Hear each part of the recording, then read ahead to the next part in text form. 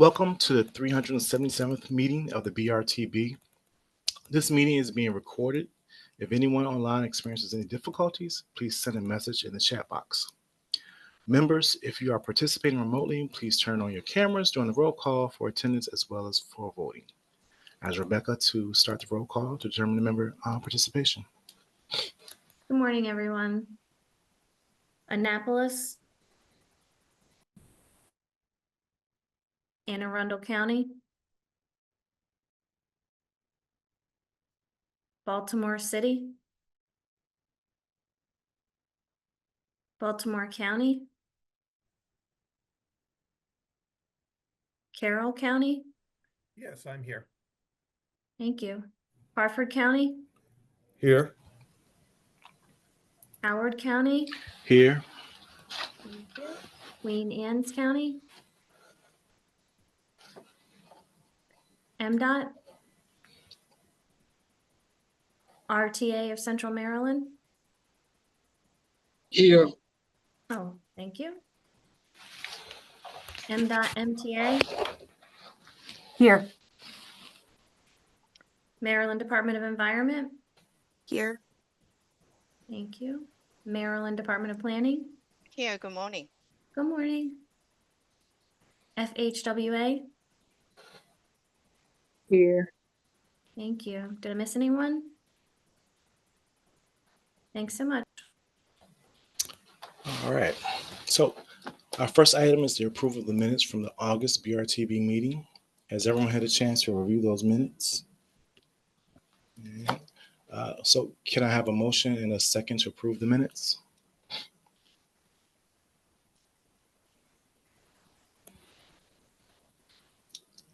Motion to approve.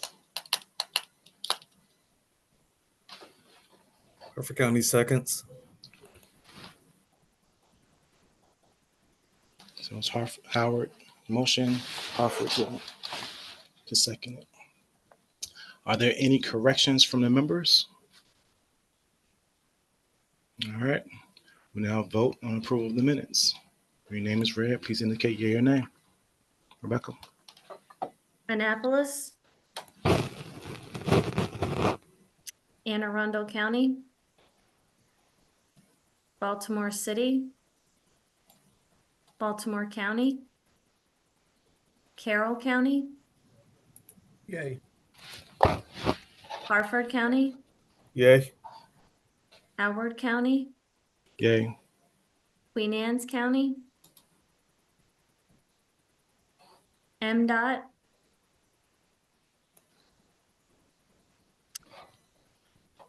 RTA of Central Maryland. Yay. Thanks so much. All right. Next is our public participation opportunity where we offer the public a chance to speak to the board. If anyone has comments or any of the action items, only action items, please wait for that item to be discussed. If there's anyone who wishes to address the board at this time, please indicate in the chat box. Todd. Mr. Chair, there was no one who requested to speak prior to the meeting. Currently checking the chat box, and currently there is no member of the public requesting to speak to the board. Okay. Thank you. We now ask for the report on the public involvement activities from Monica. Monica, 1 second while I pull up your presentation, please.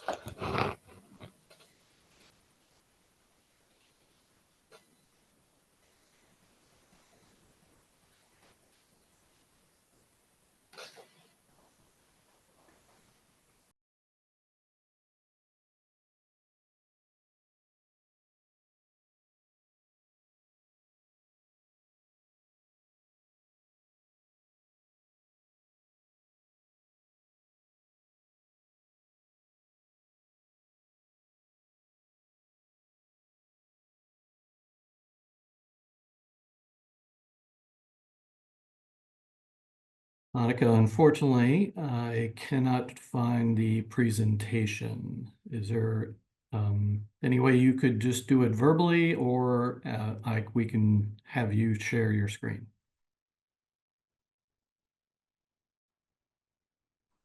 Yes, just give me one moment. And I will hop on real quick. Hold on one moment.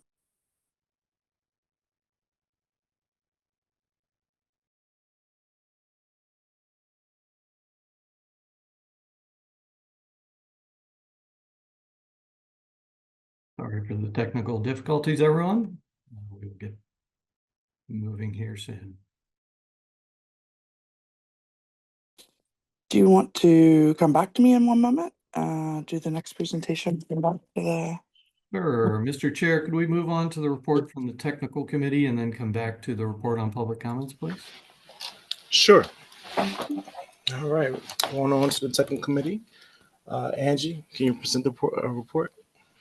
Sure. Good morning, everyone. At the technical committee meeting earlier this month, members weighed in on 4 actions. The first 2 were for proposed amendments to the TIP. One was to add a new safety project on Maryland 2 from Maryland 177 to Maryland 648.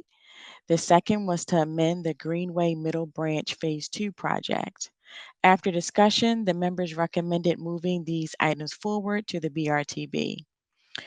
The third action item identified recommendations for funding under the Carbon Reduction Program. The 3 recommended projects were reviewed and are now moving forward to the BRTB for approval. The last action was to amend the FY 2026 UPWP to allow carryover funding for tasks that were not completed in FY 25 or earlier. Several steps in this process were reviewed, and then members voted to move the item to the BRTB for final consideration. All 4 action items are on this morning's BRTB agenda. Following that, staff brought 2 topics to the technical committee. Staff presented an update on the 2027 LRTP called Region Next 2055. BMC staff have selected a graphic design firm to develop logo options and templates. Staff are also working on public engagement plans. Then the MDOT financial forecast as well as the local forecast were discussed. The remainder of the presentation focused on the revised goals and strategies for Region Next 2055. BMC staff worked throughout August to revise the goals and associated strategies with a focus on simplifying and combining redundant strategies, integrating information learned from recent planning efforts, plain language updates, and integrating recommendations from the Transportation Needs Assessment Project. BMC will ask the technical committee for approval to start a public comment period on the goals and strategies at the October 7th meeting. Members will also meet after the close of the comment period to discuss any remaining member comments, along with the public comments. The exact dates of the comments period have not been finalized at this time. Staff then brought recommendations for round 3 of the Transportation and Land Use Connections program, also known as the TLC program. The purpose of the TLC program is to provide short-term technical assistance to support local governments in their planning and preliminary design efforts to implement changes to the built environment that reduce traffic on roads and enable people to easily walk, bike, and use transit. 6 project applications were received with a total cost of $670,000. A total of $300,000 is available for round 3 projects. All projects were reviewed with the members. BMC staff recommended funding for 4 projects. They are Anne Arundel County, Brooklyn Park, Baltimore City, Greenway Design Standards Manual, Howard County for the Kindler Road Study and the New Cut Road Study. The technical committee unanimously approved funding for the 4 recommended projects. And that concludes my report. All right, thank you, Angie. We'll come back up to Monica for the public involvement. Are you ready, Monica? Yes, I believe we have the presentation up now. Thank you. All right. Monica?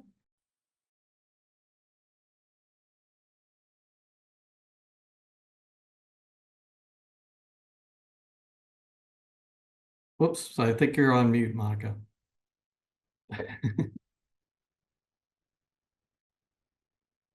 There. There we go. Okay. There we go. We're going to get it working this morning. Okay. This morning we've got the public involvement report. We're sharing for August this morning. And we're just going to go over how we've been engaging the community over the past month or so. Next slide.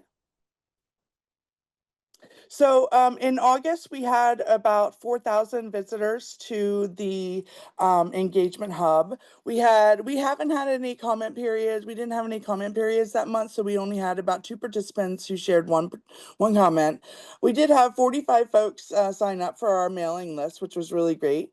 We had 6,000 emails, over 6,465 emails sent, and we had a 59% open rate, which was really good, well above standard.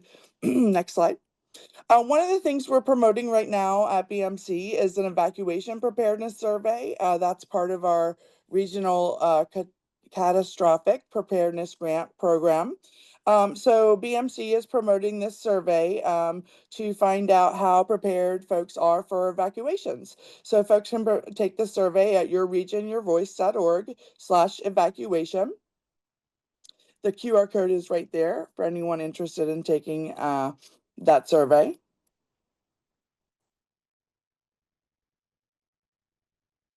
And then we've also been out and about connecting with different groups at commission meetings and professional meetings.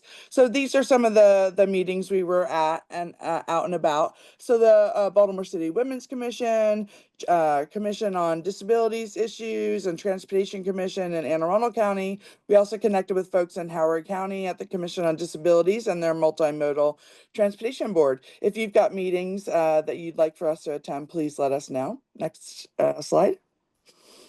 And we were really excited to be invited to participate in the Bike Around Downtown Columbia on Saturday, September 13th. We had a great time connecting with folks at that event.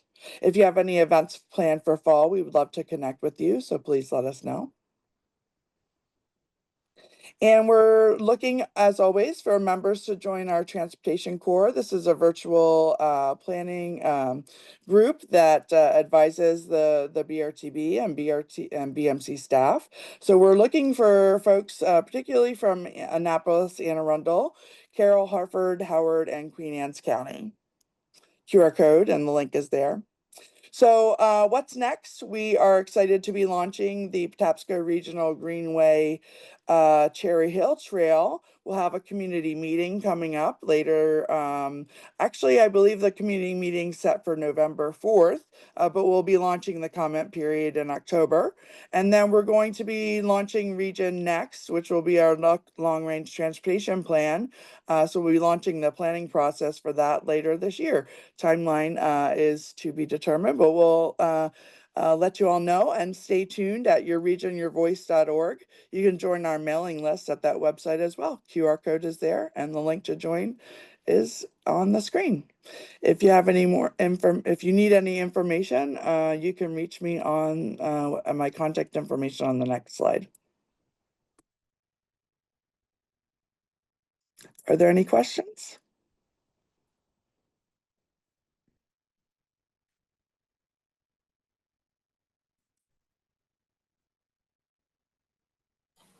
Thank you, Monica.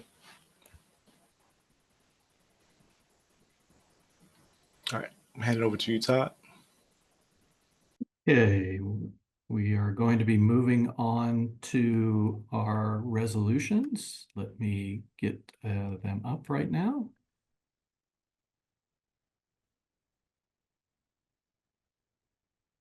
Okay. Sorry for the technical difficulties this morning.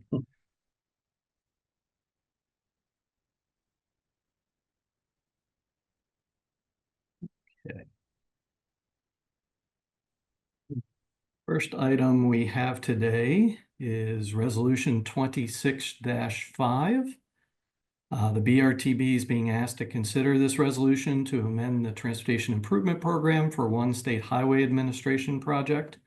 This is a new project for safety improvements on Maryland 2.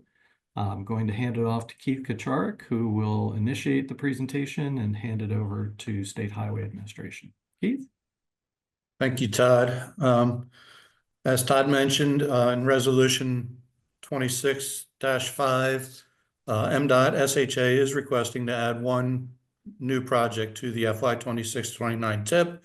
It's the Maryland 2 safety improvements from Maryland 177 to Maryland 648.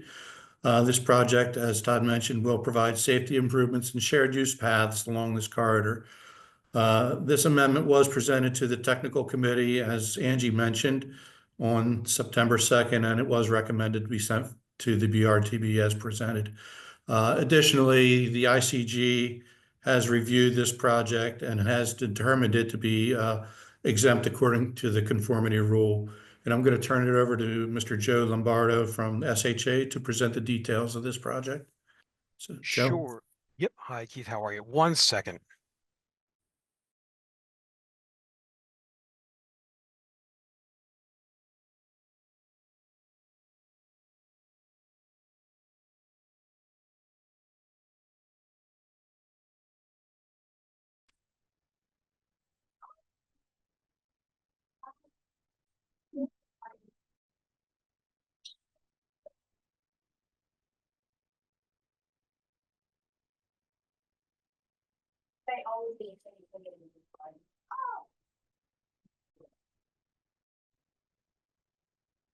Hey everyone, we're just waiting for our representative from State Highway Administration to join back up on audio.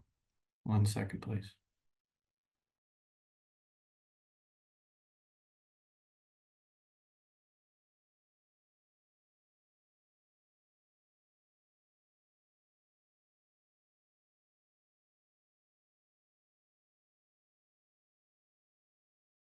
All right, Joe, are you able to join?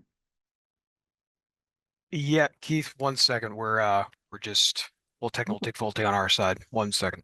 Not a problem. Thanks.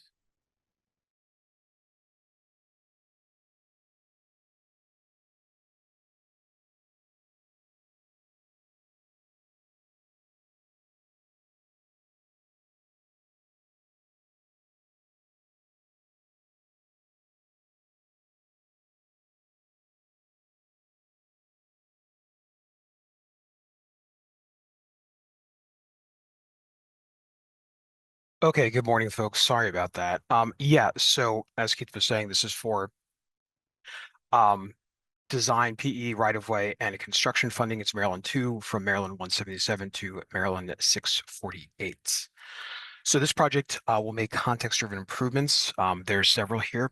For one, there's shared use paths on both sides of Maryland 2 and along eastbound Maryland 648. In addition, there are also geometric improvements throughout the project. There's some pavement removal and as well as increased safety for VRU, for vulnerable road users. And so basically the financials break down to this. They're requesting the following funds to be expended in 26-29 fiscal year under HSIP, or the Highway Safety Improvement. So that's a 90-10 split federal and 10% match. So again, for PE, it's 3.5 million.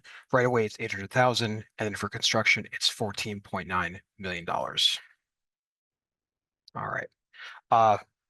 That's really about it for this one. So again, please feel free to reach out, and I can hopefully provide some more detailed information. So thanks. Thank you. We'll turn it back to the chair to consider resolution 26-5. All right. I now ask for a member to move for approval of the resolution 26-5 and then a second.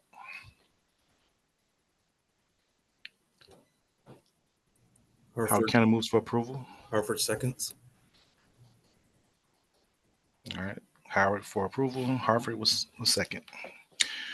Do any BRTB members have any questions or comments on this resolution?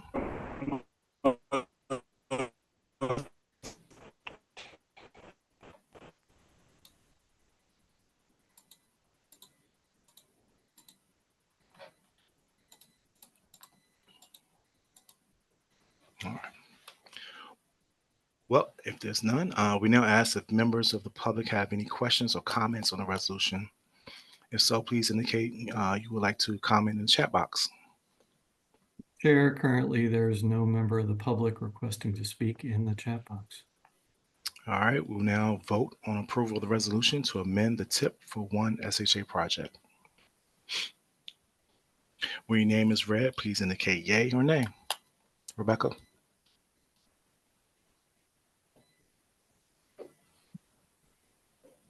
Rebecca, are you able to do the roll call? Oh, I'm sorry. My mute was on. I apologize. Okay. Annapolis,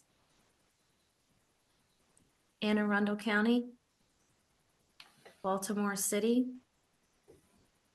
Baltimore County, Yay. Carroll County, Yay. Harford County, Yay. Howard County, Yay. Queen Anne's County, Yay. MDOT, and RTA of Central Maryland. Yay. Thank you. All right, resolution's passed. Todd? Thank you. Today, the BRTB is being asked to consider Resolution 26-6. This is a resolution to amend a Baltimore City project currently in the Transportation Improvement Program for the Greenway Trail Network Middle Branch Phase 2 project. I will now hand it over to Keith Kucharik, who will guide us through the presentation. Keith? Thanks again, Todd. In resolution 26-6, Baltimore City is requesting to amend one project in the 2026 to 2029 tip, and that is the Greenway Middle Branch Phase 2 project. This amendment will add funding for design and construction. As mentioned previously, this amendment was also presented to the technical committee on September 2nd and was recommended to be sent to the BRTB as presented. Additionally, the ICG has also approved this project and has determined this project to be exempt according to the conformity rule. And I'll now turn it over to Mr. Ethan McLeod from Baltimore City, who will present the details of the project. Ethan? Hi, good morning. Thank you for having me. This project began in 2018 with the securing of TAP funding. It's been about 7 years. A lot has changed since then, obviously, including project costs. We were prompted to update this because this is being carried out, the design. We were working with WRA and have them queued up to complete 30 to 100% design, but because it's under tech's contract, our tech division, they need the tip to be correct. So we wanted to update this for purposes of accuracy. Yeah, there was some, if you're curious about the timeline, I joined Baltimore City DOT 13 months ago. There were some major lapses between the receipt of that TAP grant and we're trying to get it in order right now. So yeah, again, we have WRA teed up to do all this work, and to get them to do it, we need tech to sign the task, and to get tech to sign the task, we need our tip entry updated. Those curious about the project, the alignment runs for about 0.65 miles between the Horseshoe Casino and Entertainment District through down Sharp Street to Solo Gibbs Park, and then weaves down several streets. What would that be? Eastbound, and then northward to Light Street to connect with the existing off-street trail in the Inner Harbor. And the benefits of trails are known to this committee, but yeah, we are aiming to build out a true Greenway trail network with many separated paths and separated facilities that will serve non-drivers in the city. And the content of the amendment, as I mentioned, is we do have a construction cost estimate that we've thrown in there. We are going to get a more accurate cost estimate when WRA hits the 60% milestone, 65% milestone for design. But for now, we wanted it to be at least a little more accurate because the cost in there is much lower than we expect. Here's the alignment that I just mentioned for those curious.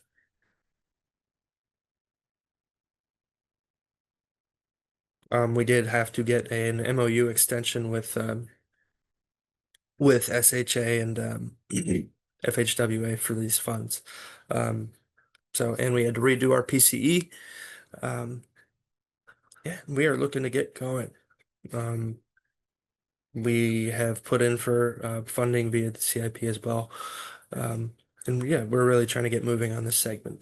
This is the gist of this. And I'm happy to answer questions. Thank you. And with that, we turn it back to the chair to consider resolution 26-6. All right, thank you. I now ask a member to move for approval of the resolution and a second.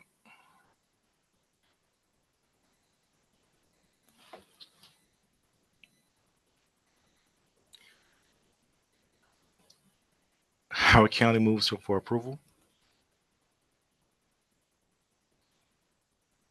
Carroll County will second.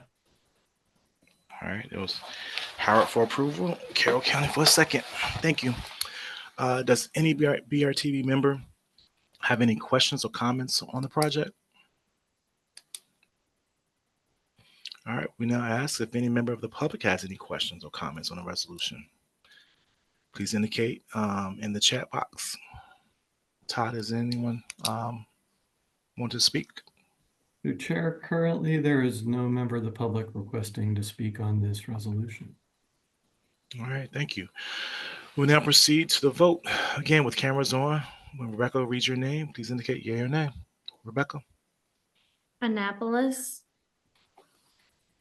Anne Arundel County, Baltimore City, Baltimore County, Yay. Carroll County, Yay. Harford County, Yay. Howard County, Yay. Queen Anne's County, Yay. MDOT, and RTA of Central Maryland. Yay. Thanks, everyone. All right, the resolution has passed. On to the next item.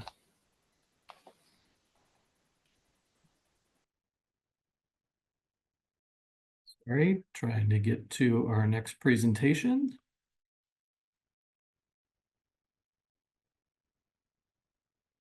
One moment, please. I have a lot of different items going on today.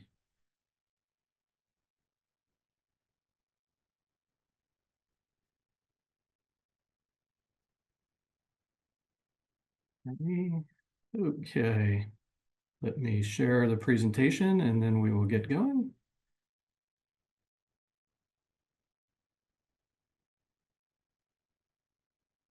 Today, the BRTB is being asked to consider resolution 26-7. This is a resolution to consider recommendations for the carbon reduction grant funding.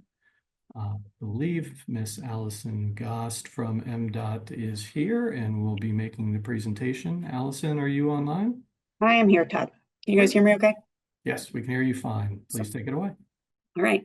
So good morning, everyone. I'm Allison Gost. I am a program manager at MDOT TSO, and I've been coordinating and facilitating the carbon reduction program and second round of funding. And I'm here today to present the final list of projects. Next slide. This is just a quick agenda. We're going to go through the priorities for the program, sub-allocation, available funds, what the identification and selection process was, how we reviewed them, and then what the recommended projects are and next steps. Next slide. So the priority for this second round of climate-focused funding was similar to last year. We wanted to continue to coordinate with our MPOs and project partners at the local level to ensure that we're soliciting eligible carbon-reducing projects for submission and to identify additional projects that were eligible to receive CRP funding. With this second round of funding, fiscal 22 to 25 apportionment was available, less anything that was awarded in round one. So we continue to participate in the transparent and coordinated evaluation of those project proposals, working closely with staff at BMC, and to make sure that the projects were most aligned with priority strategies and supports carbon emissions reductions and the priorities at the local and regional level. And then finally, the ultimate goal of anything for utilizing funding is to advance those projects to get them into the ground and start seeing those emission reductions. Next slide.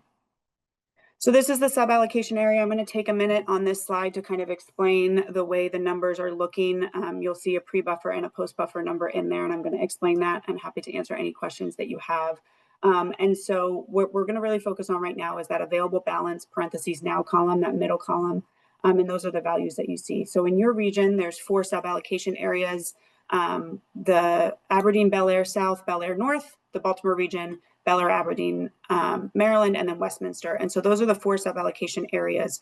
With carbon reduction program, for those who might not be aware, 65% of the funding that comes to Maryland from the program needs to be spent based on populations in these sub-allocation areas. So it's a very directed kind of calculation of what funding is available for use in those areas. And then 35% can be spent across the state.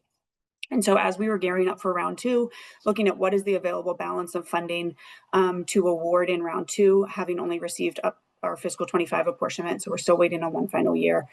It was recognized that many of the projects that were funded in round 1 for a variety of reasons are not eligible for other federal funding sources. And some of them had already started to go over cost changes, materials changes, impacts of the economy, et cetera, delays in projects. And so we started to recognize that there might be a need to hold back some of the CRP funding so that we are able to approve those change orders and that there is no delay in the projects going forward. If there are significant changes and or that the additional funds wouldn't solely be on the local partner.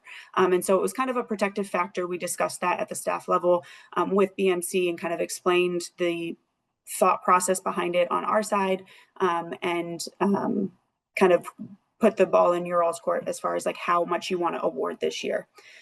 To emphasize that funding is always going to be available in those sub-allocation areas. The buffer is just more of like a temporary hold while these projects get underway and we are more sure of the final cost with any potential changes, delays for permits, et cetera. So it's a little bit of kind of an explanation about where we are with those numbers. And so what you'll see and what was eligible, what was determined to be eligible for award in this cycle is those bold numbers in the post buffer row that you see there. And then we wanted to, just because we were here in front of you all today and we are anticipating the fiscal 26 apportionment sometime in the month of October, it felt very close. We wanted to just let you know that that is what the available balances will look like for the remainder of this program. The fiscal 26, federal fiscal 26 apportionment is the final year apportionment under CRP unless it is reauthorized. And so that's just kind of a future looking, this is a general idea of what we have remaining. So it's about a 20% buffer. Perfect. Okay, so project identification and selection. This, I don't need to go into super detail here. The slides are available, but it started back in January. We closed the solicitation at the end of March. And then the really meat of this effort was in the April to August when we met on June 9th and then August 12th to come together after the individual evaluations done at BMC and then MDOT had individual evaluations. And the initial evaluative criteria that was used was GHG reduction potential, alignment with climate action at the state, local, regional level. There was no kind of priority given to the state priorities versus locals. It was kind of if it aligns with climate action and priorities, then that scores well. Delivery of milestones, more or less the readiness of this project to move forward and utilize the funding before it lapses. And then lastly, co-benefits to the community, to infrastructure, to other projects, et cetera. And so those were the kind of core criteria that we used. Next slide, Todd, or sorry, whoever's projecting. So this is our recommended projects and awards. Brief summary here, and then we get into next steps. So the first is electrifying Howard County's inspection fleet. And this is specific for pickup trucks that are used for inspections for residential and commercial buildings, roads, bridges, and utilities. The vehicles travel sometimes over 100 miles a day. So it's a great opportunity to see significant emissions reductions. And it would electrify the fleet and add additional charging infrastructure needed for the successful operation of those electrified vehicles. And that's a recommended award of $774,000. The second one is EV Ready Baltimore Fleet Charging and Fire Safety.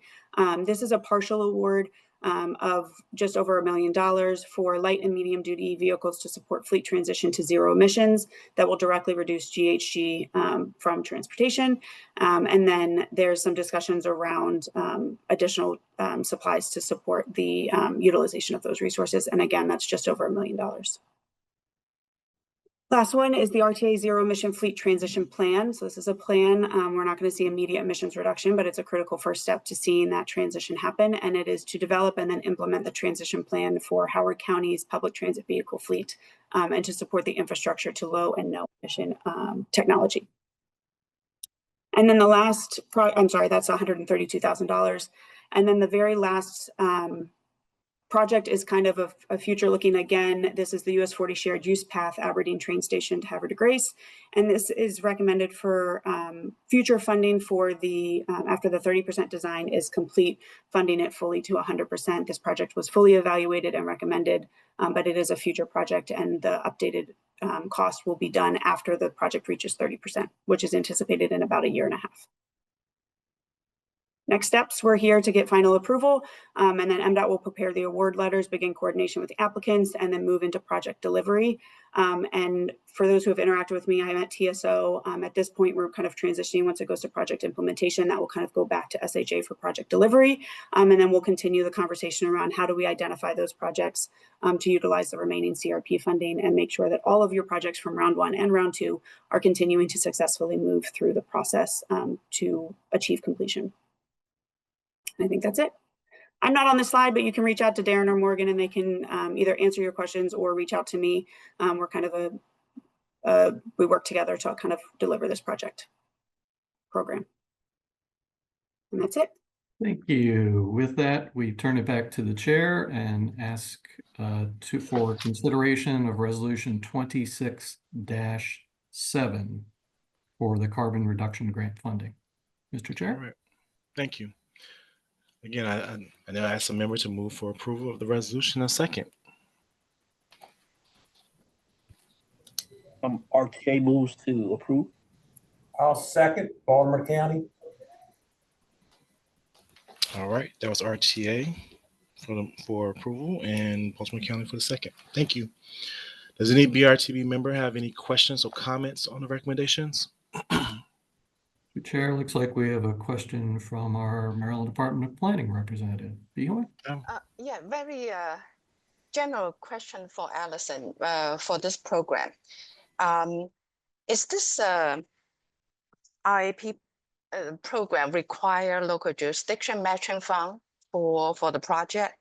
The first question. And then the second question is, does any of the project require certain NEPA study or just very streamlined and easy grant funding program from federal government? Yeah, great questions. It is a traditional 80-20 match. So it's 80% funding from the federal government and then a 20% local match. Okay. We can leverage state grant awards like the bikeways projects. There's been some of that where they coordinate and that serves as the state match or the project match. But it is a traditional 80-20. And then the second question is a little bit of it depends on what the project is. If the project meets the need to have NEPA, it needs NEPA. There's nothing different about the carbon reduction program. We call it a grant funding, but it's really pass-through formula funding. It's formula funding from EJA and the carbon reduction program. And so there's any permits that are required by the nature of the individual projects, those are still required and they still go through the whole process. And MDOT actually offers a federal funding basics workshop every fall for awardees to make sure that they understand what that process looks like. How do they get to right of way? How do they get through NEPA? And what does that process look like?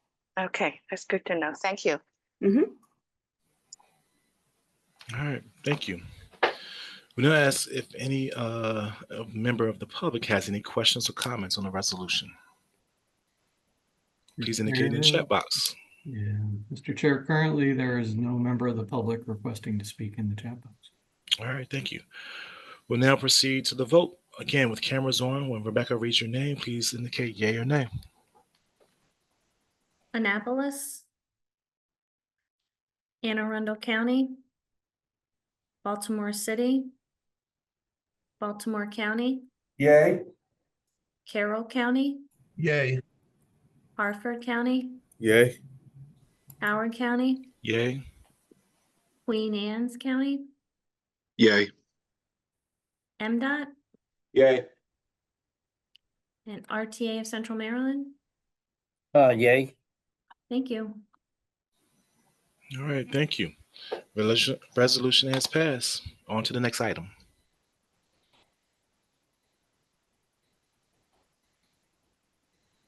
Today, the BRTB is being asked to consider Resolution 26-8. This resolution involves carrying over funding from the previous fiscal year into the fiscal year 2026 Unified Planning Work Program, and I'm going to be presenting on this. This action is something that we do every single year. It is normally at the September meeting because that's when we close out our fiscal year books for fiscal year 2025. What this action is bringing over any projects that were not completed as of June 30th, 2025, and then moving them into the next year's Unified Planning Work Program, or planning budget as we are calling it now. So what we're going to be doing is reviewing all of the projects and their status, and then asking the board to adopt them into the next year's work program so we can expend funding. This includes several consultant tasks, some that date back several years, but I'll be giving you a quick little update on each one of these individual projects and their status. First one is the Vision for Integrated Regional Bicycle Network. You're going to be hearing the final presentation today in just a few minutes, but we had some funding that we needed to carry over to complete this task. Next project is the Local Signal Infrastructure Assessment task that is well underway. Also with the Patapsco Regional Greenway Maintenance and Operation Manual that is in development, along with the Patapsco Regional Greenway branding effort that is also underway. We have an RFP out for the regional freight study. The Bicycle Pedestrian Project Scoring Project has a signed contract and is underway, as is the Local Project Tracking and Delivery Project. This is looking at how local jurisdictions move projects through their capital planning, engineering, and delivery process. The long-range plan needs assessment is pretty much wrapped up with some final presentations that recently happened to the BRTB and to the technical committee. As is the scenario planning project that just had about $8,000 remaining as of June 30th, 2025. The Patapsco Regional Greenway Cherry Hill project, you heard, is moving forward as was being discussed during the public involvement report. And then we have some funding that we're carrying over for the tracking and forecasting tools update. This is a lot of work dealing with GIS and our travel demand model updates. And then the transportation land use connection grants, you heard a report from the technical committee moving forward with some of those projects. So the consulting contracts total about $1.8 million, but you can see that almost all of them are underway and getting close to wrapping up a good majority of those projects. Moving on, we also are carrying forward some remaining funding from local jurisdiction projects that are being funded through the UPWP or planning budget, including some projects in Annapolis and Baltimore City regarding safety and crash data, some trail connections, transit equity gap studies, and Vision Zero traffic calming. In Anne Arundel County, again, we have some safety work and some trail work that's undergoing. In Carroll County, they're wrapping up some previous work from priority letter support and moving forward with other projects. In Harford County, again, just small dollar amounts for Southern County Task Force, and in Howard County, some regional corridor planning. In Queen Anne's County, BMC is actually managing a Route 50 overpass study for Queen Anne's County under this program. And then there are some remaining projects on Kent Island for different roadway and transportation plans. We have been cleaning up a lot of the local jurisdiction projects, which we really appreciate, and we're down to about $522,000 worth of local jurisdictional projects. So in total, we are looking to carry forward about $2.3 million into the fiscal year 2026 Unified Planning Work Program. Again, that dollar amount is less than we have been in previous years. We have been attempting to kind of clean up a lot of the older projects and getting them completed. So with that, I'm going to turn it back to the chair and ask for consideration of Resolution 26-8, the carryover resolution into the fiscal year 2026 Unified Planning Work Program. All right, thank you, Todd.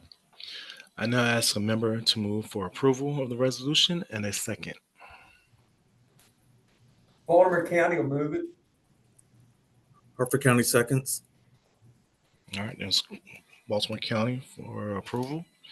Hartford was second. Thank you. Does any BRTB member have any questions or comments on the carryover? Hearing none, we now ask if any member of the public has any questions or comments on the resolution.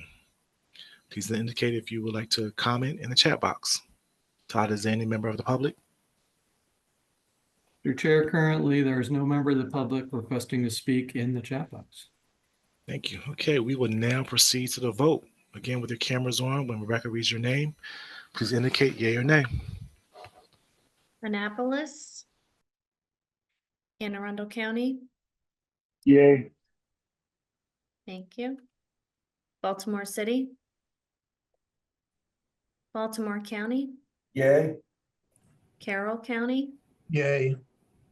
Hartford County, Yay. Howard County, Yay. Queen Anne's County, Yay. MDOT, Yay. and RTA of Central Maryland. Yay. Thank you. All right. The resolution has passed. On to the next action item. Your So chair, we're now moving- we are moving on to informational items. So we will be asking BMC staff members to present on the Bikeable Baltimore Regional Plan. Charlene, could you please take over the presentation? Yes. Do you want me to share my slides? Sorry. Just 1 second. We have Okay. I can make you a co-host. 1 second, please.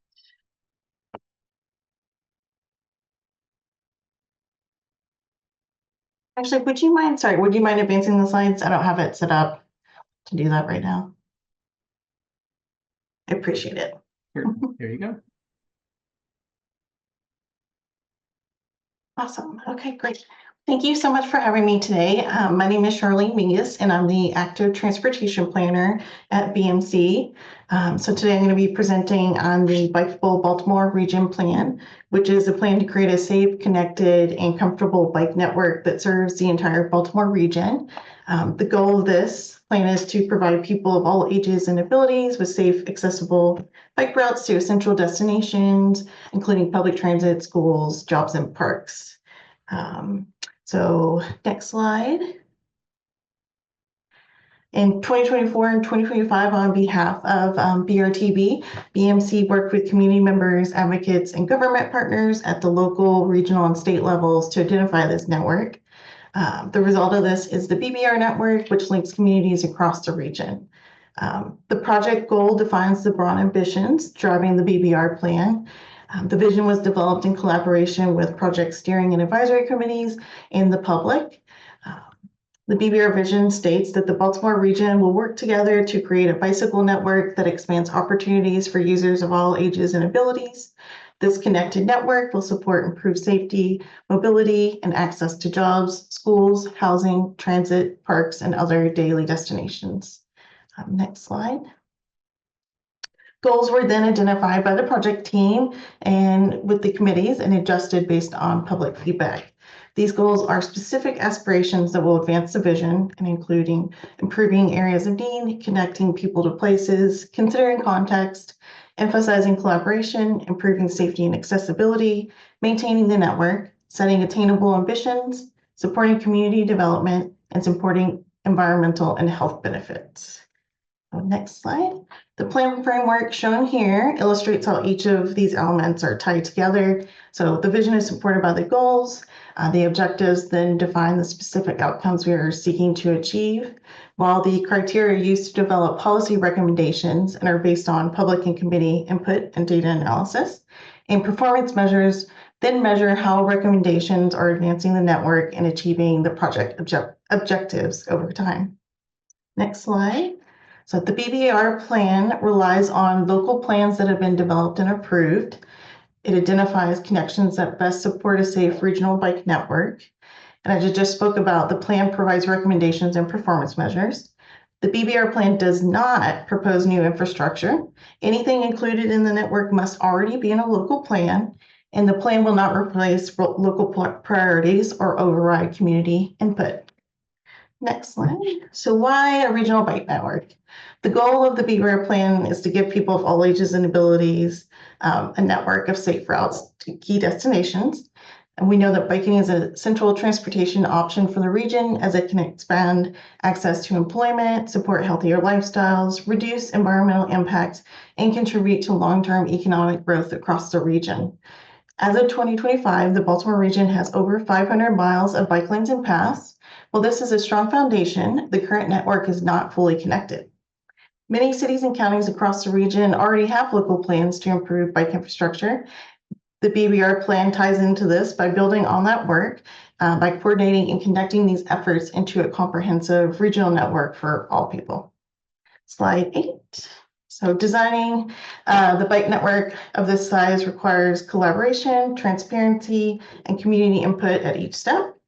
From the beginning, we've had been very fortunate to work alongside residents from every part of the Baltimore region. Next slide. This includes our advisory committee, which includes organizations, advocacy groups, public groups, neighborhood groups around the region. They served as representatives for key stakeholders, provided input at key milestones, offered guidance on network implementation, and shared their experiences from our committees, organizations, and neighborhoods. Next slide. We also had the steering committee, which included representation for member jurisdictions with the counties and cities and state as well. They informed project priorities through input at meetings throughout the project, vetted recommendations, and expanded the project's reach by coordinating with our communities and departments. So we want to thank our committee so much for their assistance. This project wouldn't have been possible without them. Next slide. So from May 2024 to July 2024, we focused on listening to community priorities. We asked residents to share their thoughts on what a safe, comfortable, and accessible bike network should include, and this phase was referred to as the listening phase. Key questions helped us understand their priorities, which includes what keeps people from biking, what destinations matter most to them, and what type of bike facilities feel safe and comfortable. Some results that came out were that 93% of the respondents said the bike network is important to them. The input on how to create a more bikeable region, including improved connectivity, creating a continuous, comfortable, and safe network, installing protected bike lanes, promoting driver education, and ensuring that bike lanes and paths are well maintained. And the top 3 goals that they shared were improving safety and accessibility, connecting people to places, and maintaining the network. Next slide. In the second phase, from November 2024 to January 2025, we shared the draft network with the public and asked for feedback. They helped to identify areas of improvement. So we asked them where there were missing connections or inaccurate routes, which parts of the network should be prioritized, and what impact would it have on their daily life. So 79% of the respondents said the bike network would safely and conveniently connect them to where they want to go. The key takeaways were prioritizing safety. So some of the things we heard from the first phase were repeated with our new expanded participation, maintaining current bike paths, connecting the network, coordinating the regional planning effort, and clear communication and public involvement. Next slide. And from May 2024 to May 2025, we visited locations across the region to hold pop-up or community interviews and connect directly with the community. We spoke with 168 people about why they do or do not bike and what changes would make biking easier, safer, and more appealing. through this plan, we included quotes and photos of these conversations, so you can see some of them here, but there are many more included in the plan document. Next slide, or just a few more examples of people from all around the region sharing their firsthand experience. So next slide. Next is the data analysis and development of the BBR network. Next slide, we started with current conditions. And so the project is grounded in public input and data analysis. This included demand analysis, which was analyzing existing conditions using the MDOT short trip opportunity areas, or STOA data set, which identifies where short trips are most likely by analyzing school coverage, population density, transit coverage, zero car households, and employment density. We then looked at existing facilities and we worked with MDOT to update the regional bike facilities network that we maintain, which tracks all existing bike facilities in the region, and tied it to the Maryland One Centerline OMOC linear referencing system. So the resulting data set created the foundation for the extensive data analysis that we completed with this project, and we want to thank our partners at MDOT for their collaboration. We also looked at vulnerable populations and understanding where to expand transit options starts with knowing what our communities look like. So we analyzed this through the Vulnerable Population Index, or VPI, which was previously developed by BMC. We also looked at bicycle level of traffic stress, which is an analysis that's kind of the standard around the country, used by a lot of different groups. The goal of the project is to identify a network for all ages and abilities. So that includes school-age children, older adults, and everyone in between. This includes people who are less confident riding, as well as those who are more confident. So we do know through research that people feel safe biking when they're separated from traffic.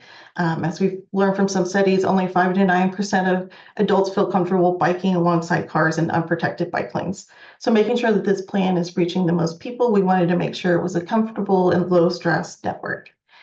Using the MDOT bicycle level of traffic stress analysis, we evaluated existing roads and bike facilities to see how well they support a low stress experience.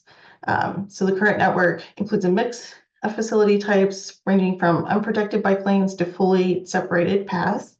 And by identifying this safe separated facilities, the BBR network will support more people in choosing biking as a practical and comfortable way to get around. So last, we looked at safety, which is very important to understand where serious crashes involving bicyclists have occurred. We analyzed crash data from 2019 to 2023. We know that crashes that cause serious or fatal injuries are preventable, and every death on our roads is one too many. And a safe, connected bike network and targeted safety improvements can help prevent these tragedies by creating safer bike routes for people of all ages and abilities. Next slide. These are some of the examples of the analysis that we completed, and included the short trip opportunity areas, or STOA, and then level of traffic stress, or where people can comfortably bike.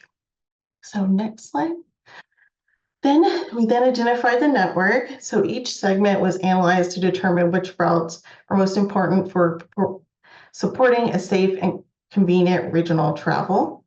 The process combined data analysis with community input to ensure the network reflects both technical priorities and real-world needs.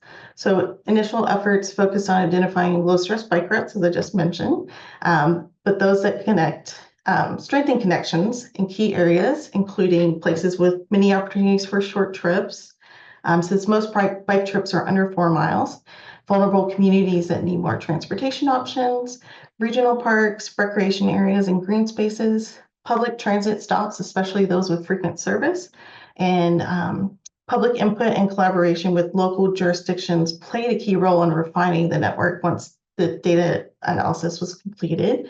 Residents and stakeholders consistently highlighted the need for a continuous low-stress system that connects neighborhoods, major destinations, and public transit. And they also emphasized the importance of closing gaps and making uncomfortable corridors safer and more inviting. So next slide.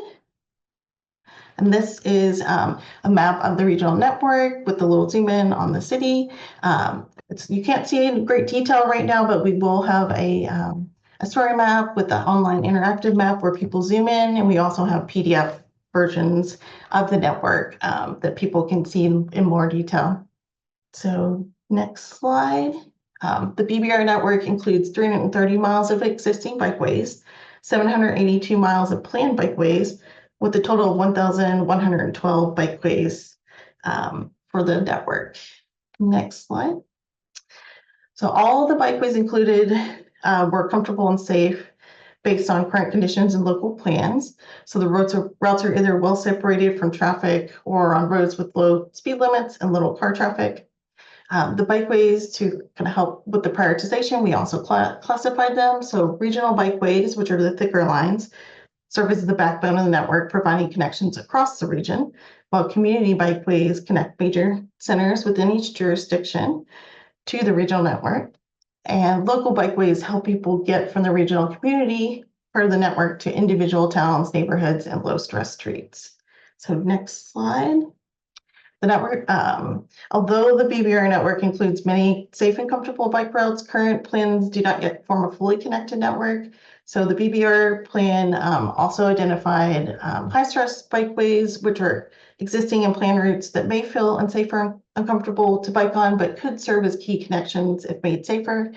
It also identified network gaps, which are locations where no bikeways are currently planned, but bikeways in those areas could significantly enhance the connectivity of the network.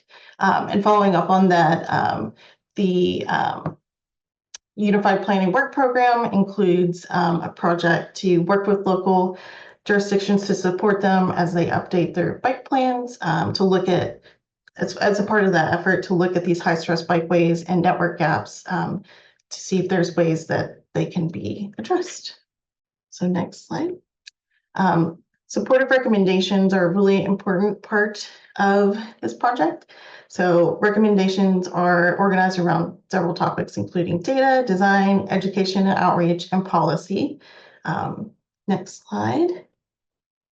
So data recommendations include a maintenance request portal for bike lane and trail maintenance, regional planning and coordination, active transportation count programs, so supporting them, coordinating, planning, and design support, and then near miss reporting for safer streets. Next slide. The design recommendations include the recommendation to develop uniform design standards, a consistency checklist for design standards of the network, roadway safety audits, and regional wayfinding. Next slide. And policy recommendations include having complete streets policies, plan coordination, incorporating the BVR network into projects in state roadway and safety improvements, ensuring public transit connections, allow bikes and allow transfers, improving bike and bus stop interactions, and examining facilities on state-controlled rights of way. Next slide. Also include a little bike parking, bike rack distribution, inclusive maintenance of traffic, local plan coordination, and private development coordination. Next slide. And outreach and education recommendations include some kind of bikeable Baltimore region working group or other type of organization to continue this work past the plan. Transparent tracking, so that includes our performance measures, regional bike user wayfinding, and school and safe routes to school program, so supporting those. Next slide. So next we looked at prioritization and benefits analysis. So next slide. Completing the full BBR network will require about 780 miles of new bike lanes and paths. So to help organize that effort, the projects were categorized based on their current level of progress. Projects with the concept plan, feasibility study, or design underway are already under construction, have received the most investment, are likely to move forward first. These are classified as filling priority gaps with an imminent project subcategory for the most advanced projects expected to begin construction within 2 years. The remaining projects are scored to determine whether they should be assigned to network expansion opportunities or the full network build-out category. So filling priority gaps are projects that are expected to start construction within 0 to 5 years. Imminent projects are expected within 0 to 2 years, and those include projects that have final design underway or under construction. Network expansion opportunities include projects that are expected to go under construction in 5 to 10 years, and they are considered high priority projects through the prioritization scoring method. And then the full network build out are identified as lower scoring priority projects, but are also essential parts of the network. And so you can see a map illustrating the different prioritized projects, and then a chart here showing how they kind of distribute out. So next slide, great. So building out the full planned BBR network would have a transformative impact on the way people live and work across the Baltimore region. Using a benefit cost analysis, guidance developed by USDOT, we began to quantify what the annual benefit of a full BBR network would be in select categories, including environment and health, roadway maintenance, economic competitiveness, and quality of life. So these numbers are driven largely by projected new biking demand from residents living within 3 miles of the planned bike lanes and paths, as they're more likely to use them. And they were estimated to be significant where existing bike activity is strong and many short trips currently occur. So as you can see, it's estimated that the full network would result in 31.7 million additional bike trips annually, 95,000 new bike trips per day, and 9.74 million fewer vehicle miles traveled. Next slide. The total annual benefits are estimated to be 121.9 million, and this includes environmental sustainability benefits, quality of life, economic competitiveness, and state of good repair. Next slide. So next steps, next slide. We're currently working on wrapping up the plan document, the project website, the story map, which will have interactive maps and kind of we'll take the plan and make it to be more public friendly as a website. And we also are working with BPAG to discuss BBR initiatives, so what happens after this, focusing on cross-jurisdictional coordination and engagement with advocates and the public, presenting the plan to you all today, and then we'll go to the technical committee. And then in November, we plan to present a resolution to the technical committee and BRTB on the BBR plan. We would then later release the plan, the webpage, and the story map to the public. So ongoing work includes promotion of the plan and then continuing that cross-jurisdictional coordination and engagement with the public. So thank you so much.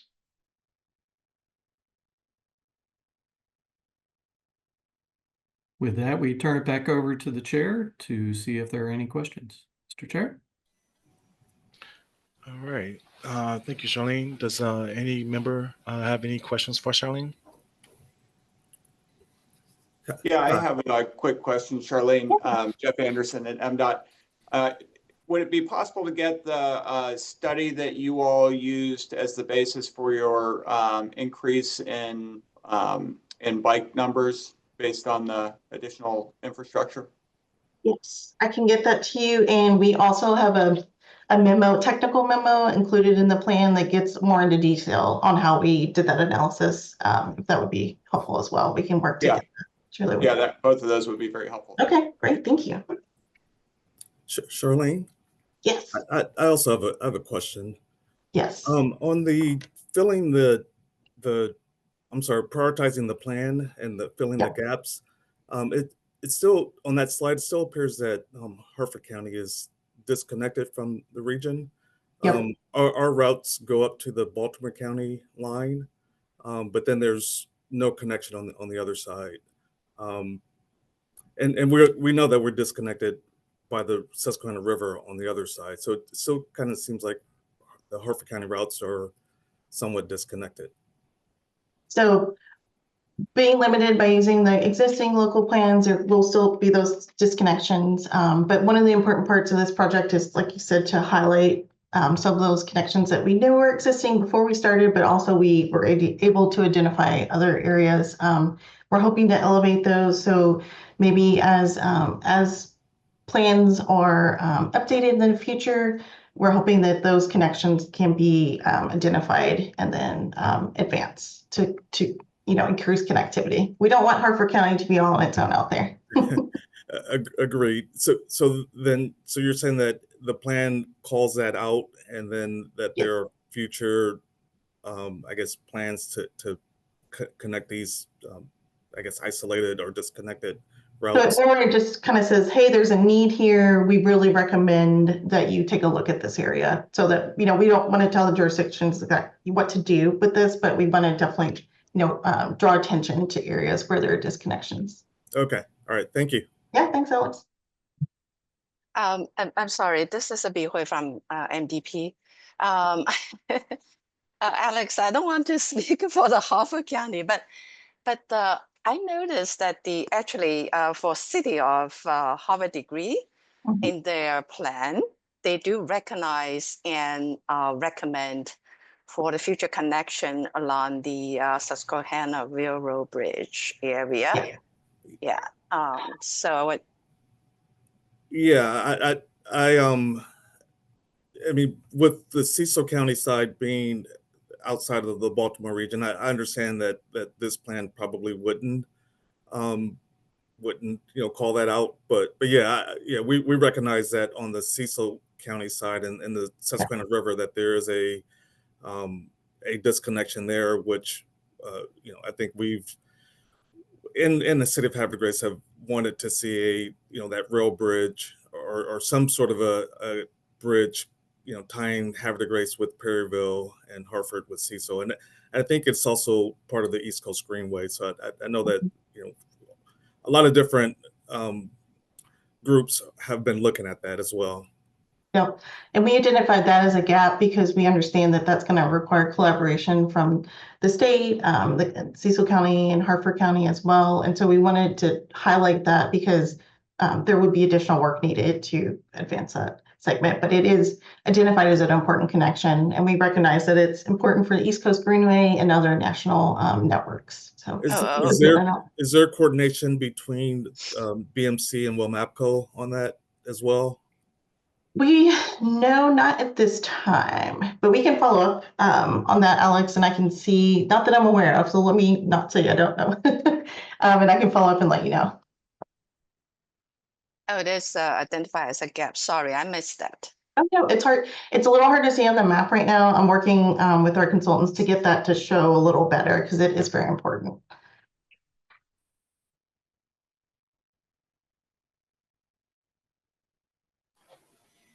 All right, thank you. Thank you.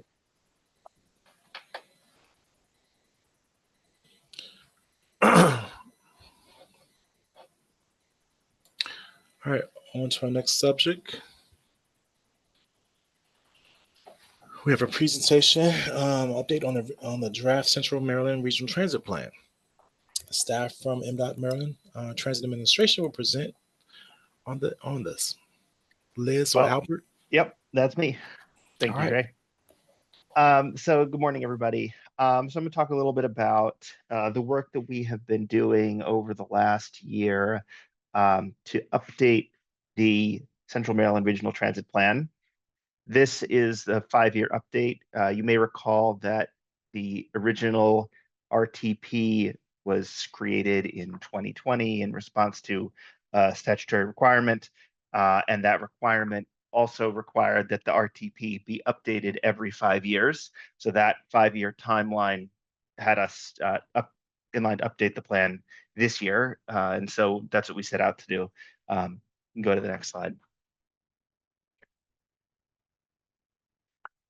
So just an overall status of this project before we get into the details of what it is, that plan is due October 1st, which is tomorrow. We've been working with the Baltimore Regional Transit Commission, which between 2020 and now has been created and given a legislative responsibility to approve updates to the Regional Transit Plan. They approved this update content of it on September 22nd, last week. And now that the content is approved, we are working on producing a graphical version that will be pretty and go online and match the style of the original RTP. We anticipate having that graphical version done on October 15th.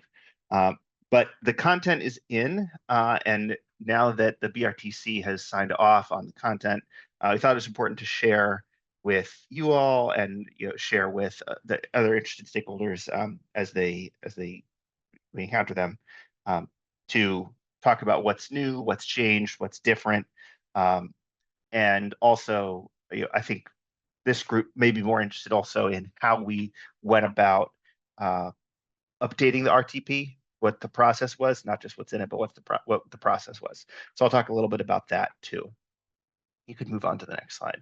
So just in terms of updating generally, as I mentioned, this was a collaborative process with the Baltimore Regional Transit Commission.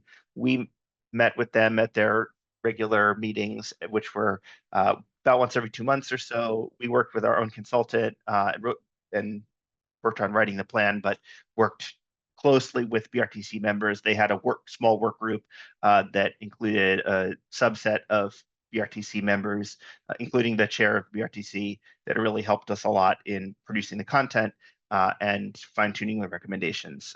So appreciative for their help. One thing that we didn't do new in this version of this update for the RTP is a new round of public outreach. The original RTP that we did back in 2020 had a very robust public involvement period with a lot of in-person events, pop-up events, open houses, stakeholder meetings, and all of that drove the development of vision, goals, and objectives for the regional transit plan. Since then, obviously, we had pandemic, a lot of significant news events, and things that affected our transportation system in the meantime. But the overall vision, goals, and objectives of transit, as we've talked to folks over the last 5 years through other contexts, those have not really changed. What's changed somewhat are the travel patterns and the opportunities and distinctive differences in terms of what's the opportunities are now. But we've pretty consistently heard from folks as we talk to them that the vision that we have articulated in RTP of a connected regional transit network that's reliable and gets people to where they want to go, that hasn't changed. And the goals and objectives of how to get there are still valid. That original public outreach that we did 5 years ago really created a durable baseline that we're still able to refer back to. So I think that's an important caveat with this plan, not because it weakens the plan, but I think it actually strengthens the plan. It shows that this is a continuation and an affirmation of what we started in 2020, and really just became more focused and I think more useful and actionable. And so hopefully that will continue to carry forward. In time for the next 5-year update, we'll want to do some more public outreach. But for now, I think we've been pleased with how what we've heard over the previous 5 years has validated what our engagement efforts for the 2020 RTP told us. So with that being said, we'll go to the next slide. So just background on what the RTP is intended to do. This is statutory. It's laid out in the law. That it's intended to lay out a 25-year vision for public transportation in the Central Maryland region. It's to identify ways to improve existing MTA transit, to better coordinate transit region-wide and across providers, and also show new places or corridors that would most benefit from new infrastructure investments.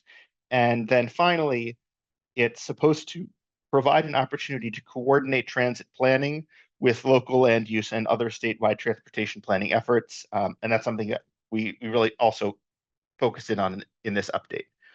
Go to the next slide. So what's in the update? Mostly the headings and chapters are carried forward from the original RTP. If you're not familiar with that, I would encourage you to read it. But those are, we have an introduction, we talk about progress since the previous RTP, in terms of both the corridors that we, where we've conducted analysis and made improvements, as well as strategies that were identified, that sort of non-corridor things to do for MTA and other actors have done on that. We updated our data analysis of transit market and demand in the region, finding that there were some evolution in travel patterns, but not revolutionary change in terms of where people are going. And there was a sort of the convulsive event of the pandemic, and things have settled to a new normal. But the new normal is, in terms of the geography, is not that different. And so when you're looking at a geographic network of where corridors should lie, they are more or less in the same orientation. So with all of that together, that analysis that we did update the RTP corridor recommendations to try and get more specific. We updated the strategies to sort of move past what was a very, COVID was the moment in time when a lot of those strategies were developed. So some of them we need to kind of move forward and update to keep relevant. We have some updates to the transit network improvement areas. Those are localized transit improvements that weren't necessarily of region-wide importance, but are included in the plan because they are important in local areas. And then we created an all-new 5-year implementation plan that has a little bit of carryover from the previous plan, but really some new stuff too. So the biggest changes are listed here, but the big one in terms of process is the inclusion of BRTC as a partner in developing and improving the RTP update. We've adjusted the expected travel trends using post-COVID transit market data. That's an adjustment. It's not a total change and makeover. And so as I said, evolution, not revolution in terms of travel trends. Then we took that to be more focused in the terms of the high priority corridor investments. That's a change to be really focused on those high priorities, and then work on policy recommendations for other corridor contexts. We did revise the RTP strategies, as I talked about, and then we inventoried actions by agencies in the region which advanced those transit network improvements, and we did identify some new actions for the next 5 years in that implementation plan. So I want to jump right into the corridor recommendations. So you go to the next slide. So the RTP update organizes the 30 corridors from the original RTP into 4 tiers based on investment readiness. The previous RTP had 3 broad categories that were early opportunity, midterm opportunity, and long-term opportunity. And what we, MTA, have found over the last 5 years is that those categorizations were not as useful as they could be. They didn't necessarily tell us what types of improvements might be helpful. And we ended up looking at corridors collectively, and there were some long-term opportunity corridors immediately adjacent to near-term opportunity corridors, and it doesn't make sense to sort of analyze those in isolation.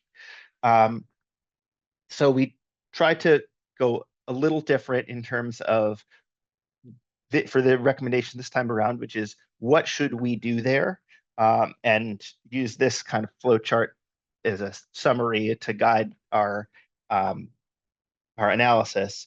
But this included both quantitative and qualitative analysis, and each tier has a different approach to most effectively advance transit in that region. So the first classification: does the corridor currently have high capacity, high quality transit? Yes or no? Really the only ones that answer yes here are our existing MTA, Metro, and light rail. So those are in a category of their own. They are considered RTP corridors because they are corridors in the regional transit network. But what this plan says is maintain transit performance. That's the state of good repair investments. That's the sort of localized operational improvements if they're needed. But basically, do the stuff you need to do to keep them running well. Second category is do the corridor's current characteristics show strong potential for maximizing additional transit investments? If yes, that's where you have this category of invest in transit service and infrastructure. This is what you might think of as your prototypical sort of planned investment corridors, where we've identified if we make improvements here, that's like, within the time horizon of this plan, which is, is a 25-year plan, we will see good return on that investment in terms of ridership and other benefits for the region. That's what we mean by maximizing additional transit investments. And this is the category where we've created the most detailed recommendations on a corridor basis. If we feel that, yeah, maybe there's some promise here, but money spent here on transit investments would not yield strong growth in ridership, then we kind of looked at a different question, which is whether the local land use planning and or strong stakeholder advocacy support transit-ready policy and planning changes. And what we mean by that is, does the local land use plan say that this is a corridor where we expect the development to become more dense, more mixed use, to support more pedestrian connectivity, bicycle connectivity, the types of land use and access changes that help people live near transit and get to transit? If the answer is yes, then that we would put the corridor into a category that says implement supportive policy and planning. And in that case, we're want to let the land use changes envisioned by the local comprehensive plan play out, see how they develop. Let's wait for that development to come in, keep an eye on what the land use changes are, and over the next, as the RTP, we continue updating it, as we keep analyzing the land use change in that area, these may ripen to a stage where you can envision a particular investment. And as an example of a corridor that where this has happened, what was in the previous RTP is Corridor 21, the Laurel to Hillthorpe corridor, which is sort of oriented along US 1, Washington Boulevard in Howard County, a little north and south. That area has become much more mixed use, more residential density there over the last, and the built environment form has become closer to the road, more sort of higher density. That corridor is one that, 5-10 years ago, we probably would have said, we got to wait for that to happen because it has always been envisioned as a planning effort. That corridor has now moved, so to speak, from the purple box to the green box. And then finally, we have this corridor called Developed Transit Coverage Opportunities, this last tier. These are areas that might now, on the ground out in the community, look similar to the corridors that we would put into that implement supportive policy and planning category here. But this is areas where the local jurisdiction and comprehensive plan says this is a relatively low density area that we anticipate to remain that way. We're not anticipating strong amount of land use change here. We're not anticipating that the built environment is going to change. It's not an area of focus for us to develop and become more transit supportive in terms of density. And so there, we did develop recommendations about increasing partnerships, improving access to existing bus stops, keeping an eye on the development trends so we can, make service adjustments if needed. But these are areas where we probably are not anticipating, a transit corridor investment strategy or strong movement towards it within the time horizon of this plan. You can go to the next slide. So in that green invest in transit service and infrastructure tier, we subdivided into 2 more tiers. One are major project corridors. That's where we would envision a significant kind of investment. And those were the Red Line corridor, the North-South corridor, Towson's downtown, Bayview to Essex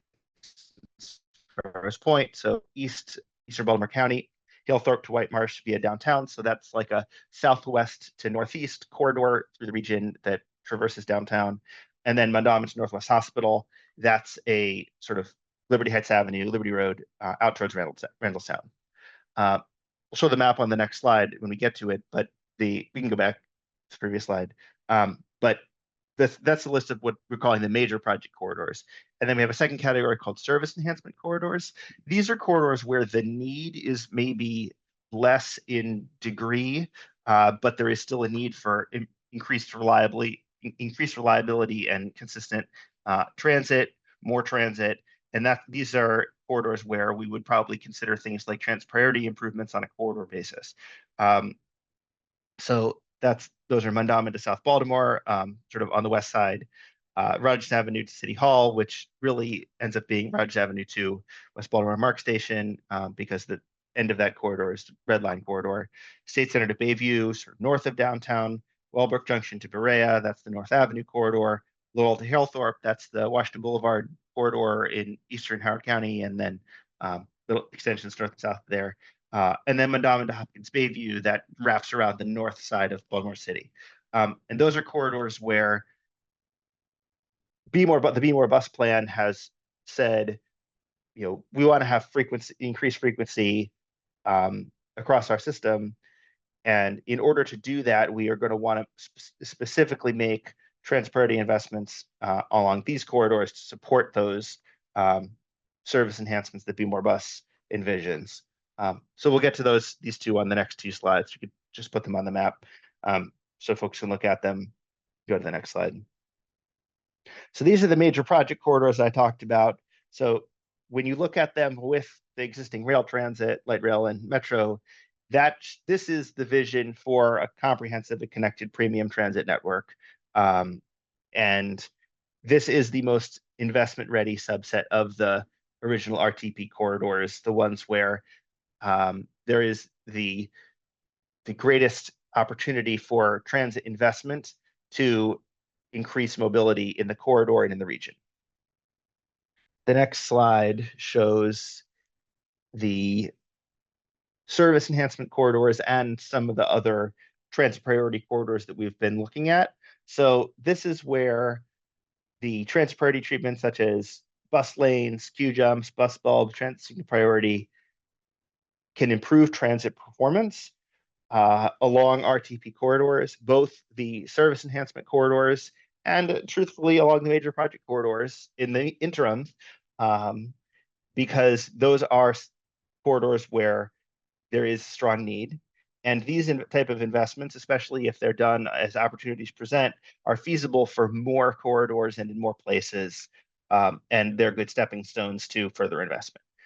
So this plan does include recommendations to make those type of improvements as opportunities present along the service enhancement corridors, as well as keeping an eye on the major project corridors. So finally, in the sort of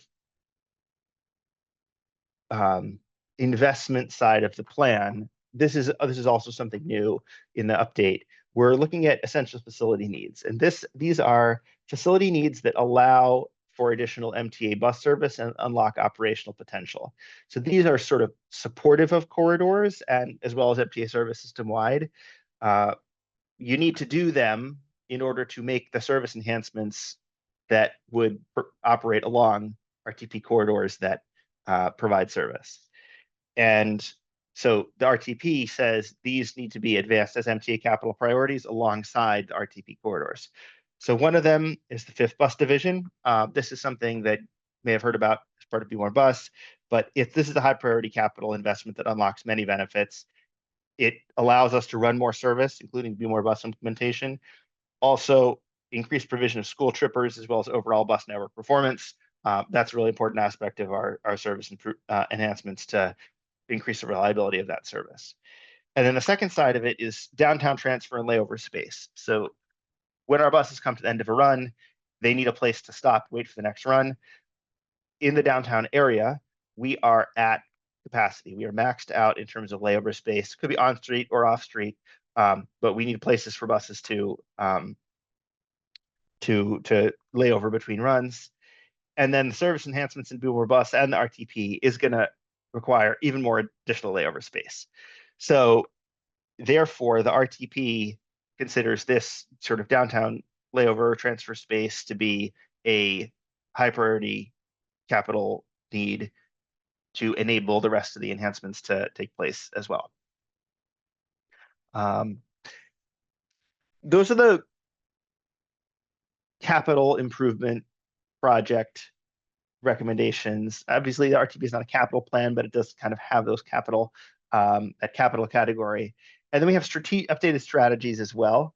And the RTP strategies are the sort of non-corridor improvements. You might think of them as more like process improvements or policy changes, things for us to do that allow us to improve service, that help us serve our customers better, and help us with our internal processes that are separate from corridors. So we did make some updates.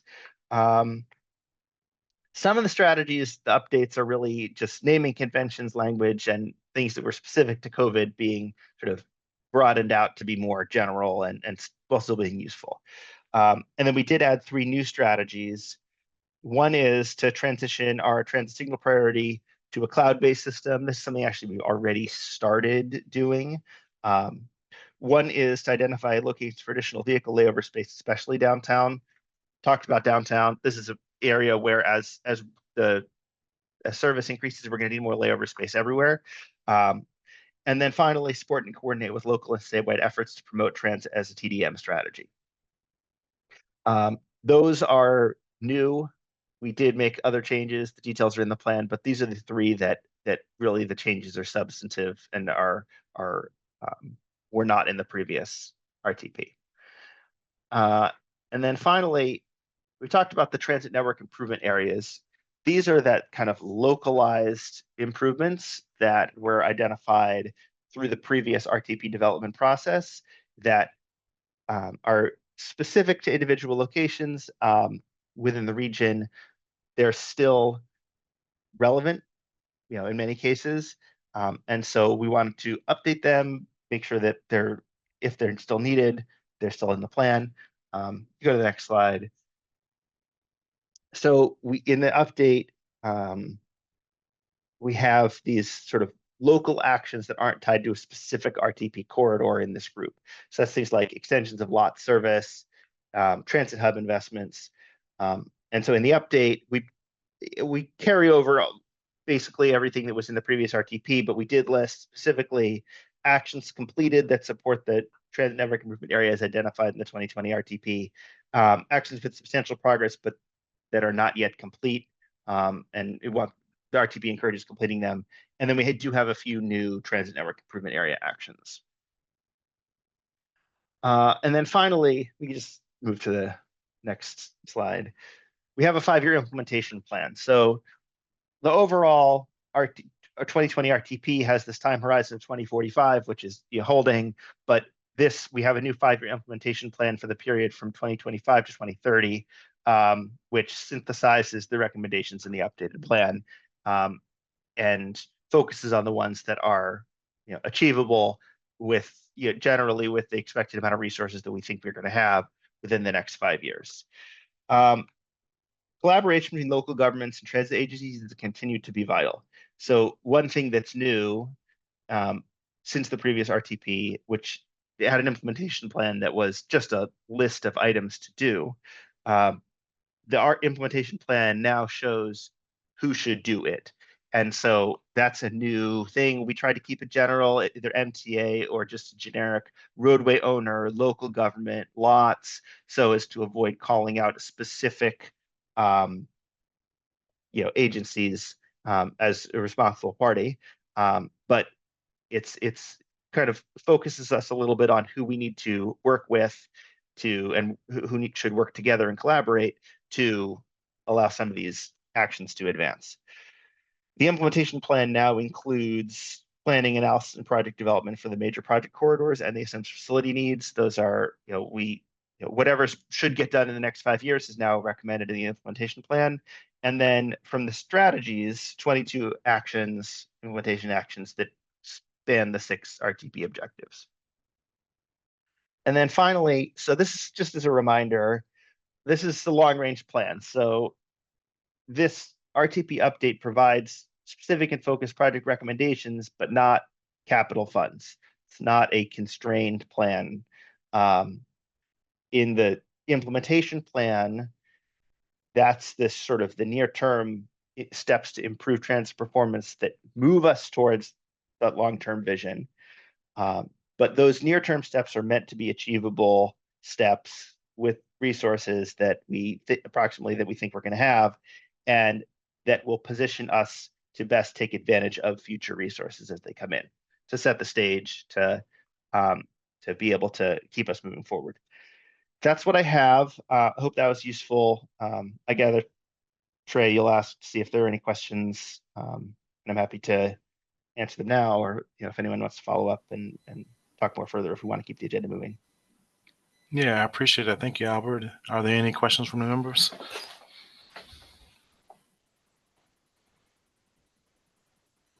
All right, hearing none, I appreciate it. Thank you, sir. Thanks. All right, we will now have Mr. Jeff Anderson from MDOT, who will share the progress on developing a state prioritization process for the CTP. Jeff? 1 second while we load up a presentation, please. Thank you, Trey, and thank you, Todd. I'm going to try to be very expeditious with this presentation. We've got limited time left, so but let me just say while Todd's loading that up, we announced a pilot of an update to Chapter 30 last January, as well as had legislation that we were looking at. One of the big things that came out of all of that work was, I think, a clear concern on the part of a lot of our local partners about the process for getting projects from sort of the project idea stage to the point where they are actually ready to be submitted for scoring under a prioritization system. So Todd, in the interest of time, I just want to go straight to slide 11.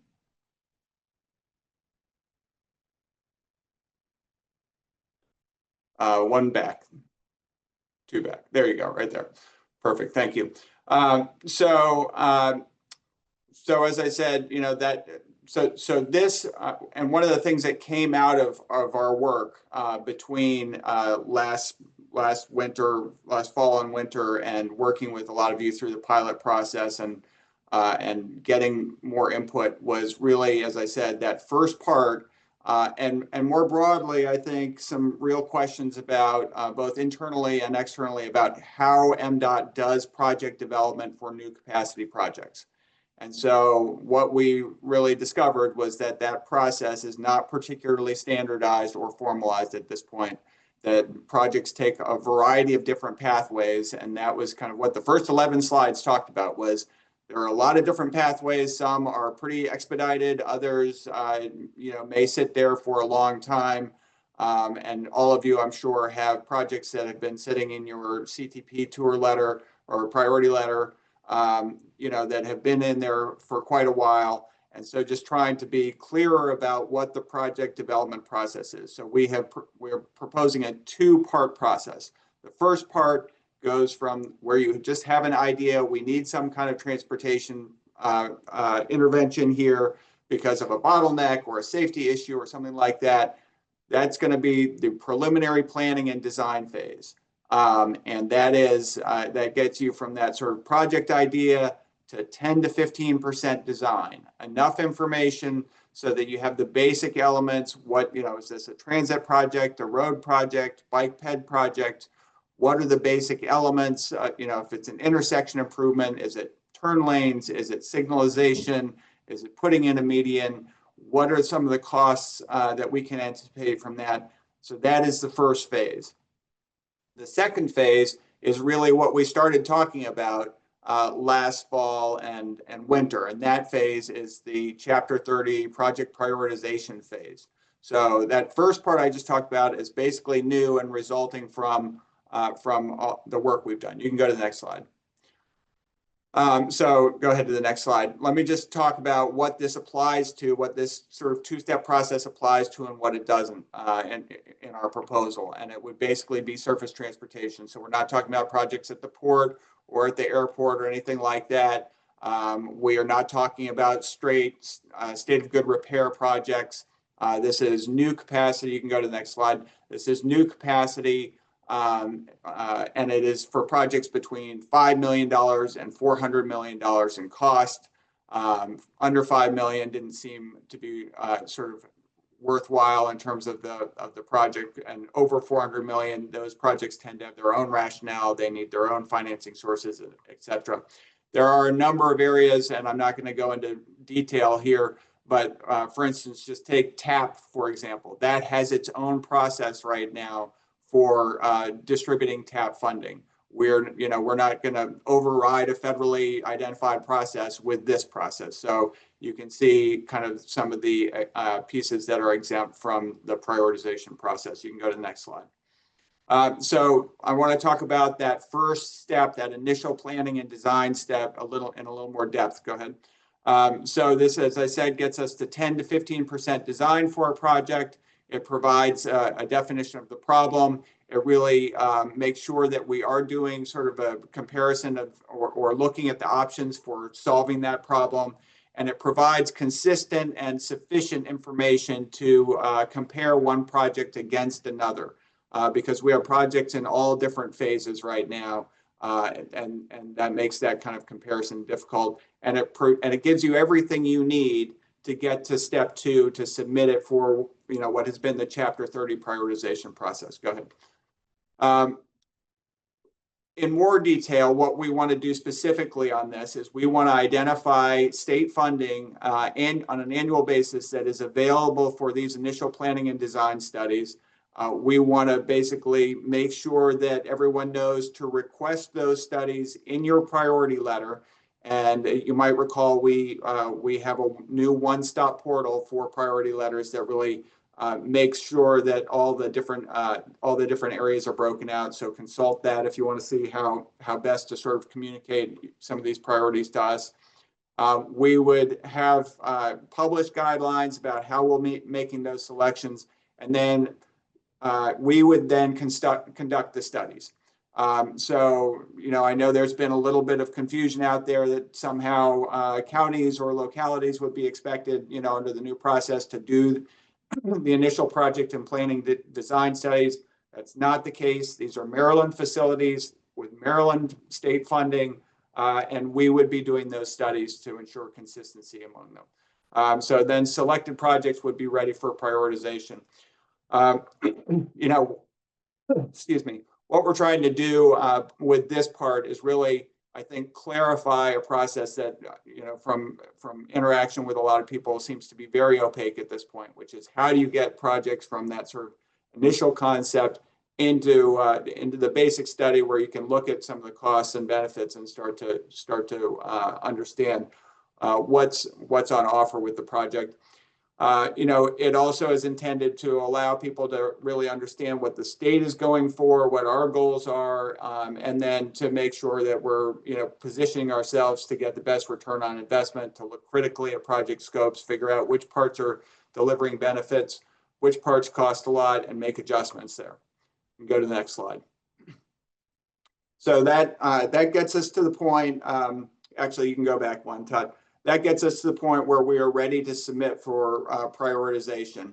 And so again, MDOT would basically do those studies, prepare projects, and get the data ready, and then those could be submitted for step 2 project prioritization. You can go ahead. So applications,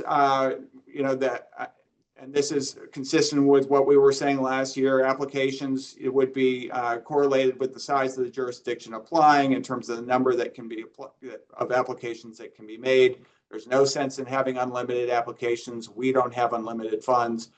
So that would be tailored to that. And then we do have 2 application categories, applications for under $20 million projects and applications for between 20 and 400 million. We wanted to make sure that as a local jurisdiction, you're not looking at this and saying, oh, I've only got 3 applications I can put in. I better put in all my high cost projects. We want to get the opportunity to see both the lower cost and high cost projects. Go ahead. So in contrast to that first initial planning and design study, which would occur every year, project prioritization and selection of projects would be conducted every 2 years. And that is to allow us to basically pool and bundle funds for capital expansion projects from 2 years, because we're concerned that there's simply not going to be enough money to make a decent pot of funds for project prioritization if we're doing it every year.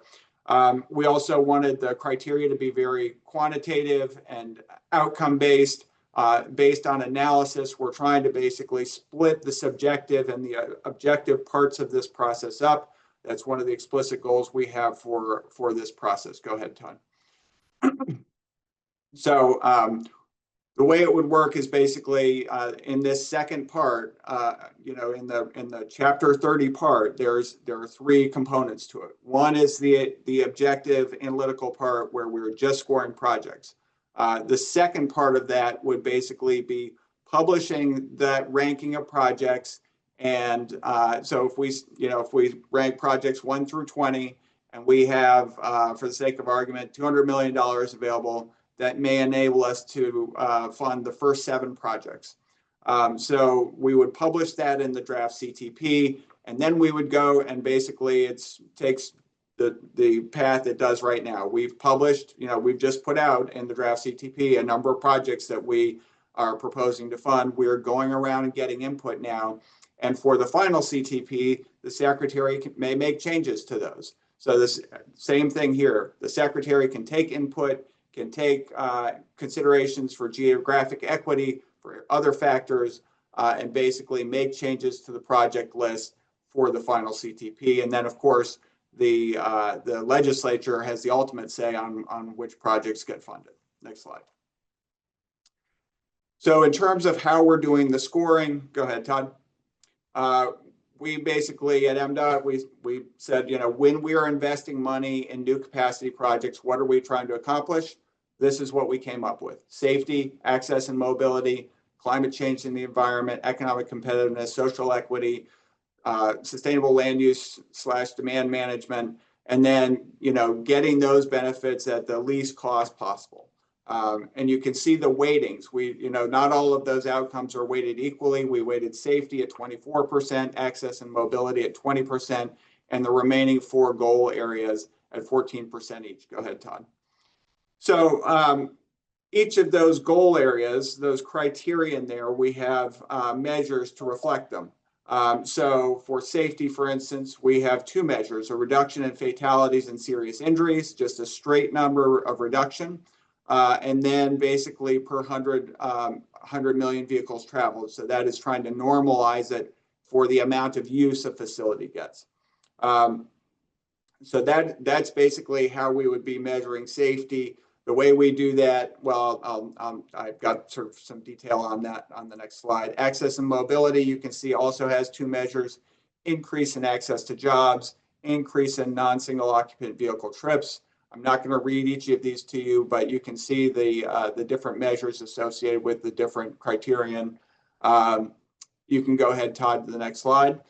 So just to be clear about how we're using data and analysis here, taking safety as an example, what we do, and this is basically a build, no build comparison. So first we pull the crash history for the facility and say, okay, over the last 5 years, how many deaths and how many serious injuries have there been?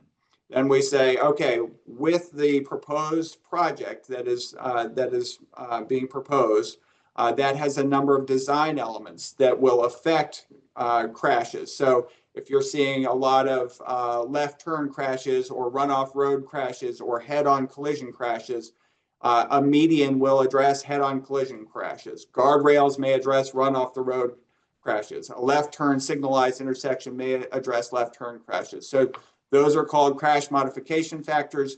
We can take those and basically project a reduction in those crashes and in the injuries and fatalities associated with those, and basically say, okay, with the project, here's the effect on crashes and therefore on injuries and fatalities, serious injuries and fatalities, and give it a score. Once you have a score for all 11 of those measures, if you can go back one slide, Todd, once you have a score for all 11 of those measures, you add up all of those scores, add them together, and then divide by the cost.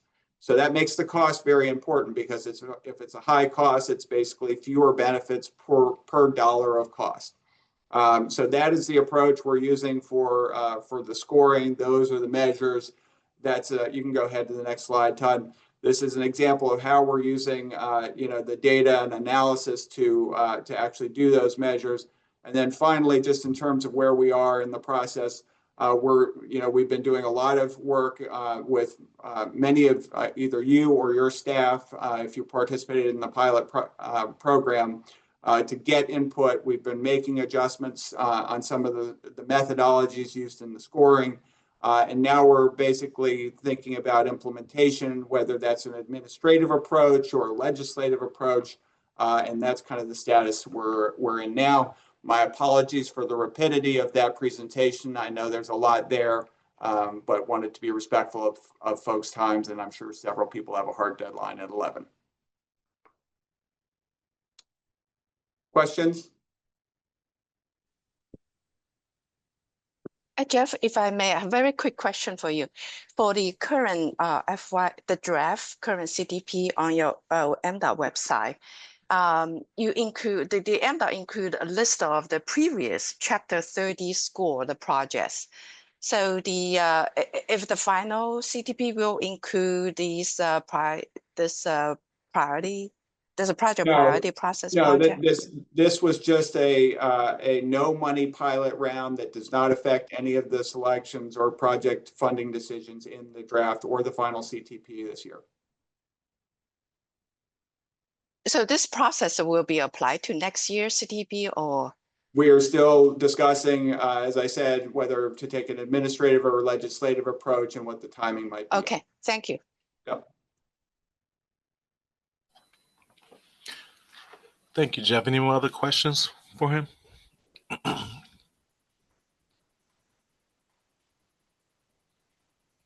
All right. And just a quick shout out to a lot of your staff. I've been talking to a number of them over the past several weeks and months, and they've been really helpful in this process. So thanks. No problem. All right. Yeah. Again, thank you, Jeff. Absolutely. All right. Moving on to any other business. Is there any business to come before the BRTB?